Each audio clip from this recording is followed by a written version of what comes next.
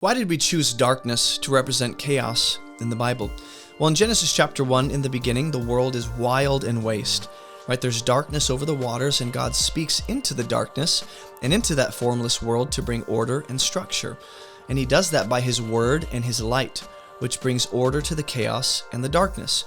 So often where you see chaos, you will see darkness. In Exodus chapter 10, we see this same idea. Chaos involves darkness as judgment that disrupts the order in Egypt. Right? Chaos and darkness come together. In Psalm 74, when God creates the world by his word, he's said to be overpowering the great sea monster known as Leviathan.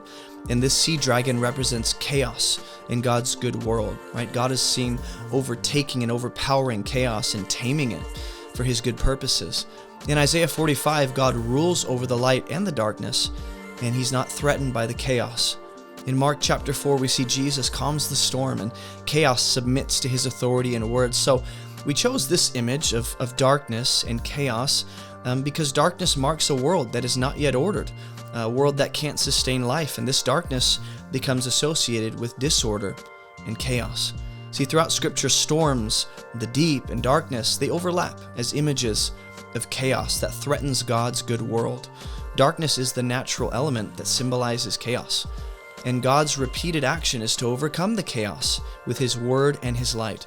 Not that the darkness is a threat to God, but darkness represents unformed chaos and danger and confusion and the absence of God's ordering light.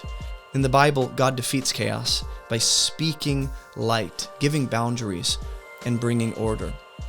Very simply, when you see creatures with the darkness element, we're reminded that chaos is real, but God overcomes the chaos by bringing light, order, and peace.